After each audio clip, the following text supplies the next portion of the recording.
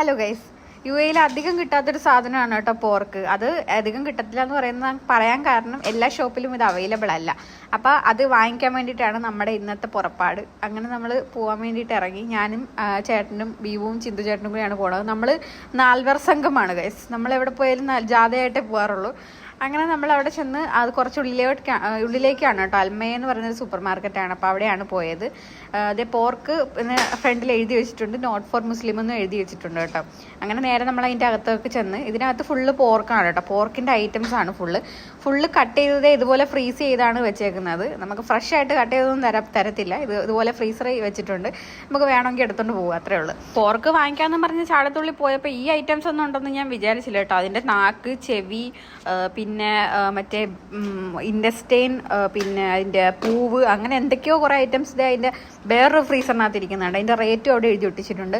പിന്നെ ഇത് ഈ ഒരു ഷെൽഫിൽ മൊത്തം അതിൻ്റെ സോസേജ് ആണ് കേട്ടോ. നമ്മൾ ചിക്കൻ സോസേജ് ഒക്കെ വാങ്ങിക്കത്തില്ല, അതിൻ്റെ ഇത് പോർക്ക് സോസേജ് ആണ് ഗൈസ്.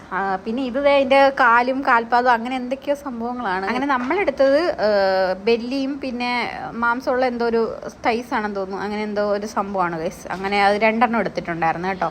ഒരെണ്ണം 21 ദിറമും ഒരെണ്ണം 15 ആയിരുന്നു കേട്ടോ. ഇത് അതിൻ്റെ ഫ്ലേവേർഡ് ചിപ്സൊക്കെയാണ് കേട്ടോ. നമ്മൾ ഈ ലേസും കുർക്കുറയൊക്കെ തിന്നത്തില്ലേ, അതുപോലെ സംഭവമാണ് കേട്ടോ. ഇത് ഞാൻ എൻ്റെ കൂടെ വർക്ക് ചെയ്ത ഫിലിപ്പീൻസൊക്കെ കഴിക്കുന്നതൊക്കെ കണ്ടിട്ടുണ്ട് കേട്ടോ. പിന്നെ ഇത് അതിൻ്റെ മറ്റേ നമുക്ക് ഈ ടൂണയൊക്കെ കിട്ടത്തില്ലേ, അതുപോലത്തെ എന്തൊക്കെയോ സാധനങ്ങളൊക്കെയാണ് ഈ വെള്ളത്തിയിട്ട് വെച്ചേക്കുന്ന സംഭവങ്ങളൊക്കെ. അതൊക്കെ അതിനകത്തുണ്ടായിരുന്നു ഗൈസ്. അങ്ങനെ നമ്മളത് വാങ്ങിച്ചുകൊണ്ട് തിരിച്ച് ഇറങ്ങി നമ്മൾ വീട്ടിൽ വന്ന്. ഞാനിത് കറി വെച്ചിട്ടില്ല ഗൈസ്. ആകെ ഞാൻ ഒരു പ്രാവശ്യം ഇത് കഴിച്ചിട്ടുള്ളൂ. അത് അമ്മ കറി വെച്ചാണ് തന്നിട്ടുള്ളത്. ഇന്ന് ഞാൻ സ്വയമേ കറി വയ്ക്കാമെന്ന് വിചാരിച്ചു. ഞാൻ യൂട്യൂബൊക്കെ നോക്കി സെറ്റാക്കി. അങ്കമാലി പോർക്ക് വരട്ടിയതൊക്കെയാണ് തോന്നുന്നു ഞാൻ വെക്കുന്നത്. എനിക്ക് അത് വെച്ച് വന്നപ്പോഴത്തേക്ക് എന്തൊക്കെയോ ആയി. എന്തായാലും കൊള്ളായിരുന്നു ഇതിനെ. അങ്ങനെ നമ്മൾ പൊറോട്ടയുടെ കൂടെയാണത് കഴിച്ചത് കേട്ടോ.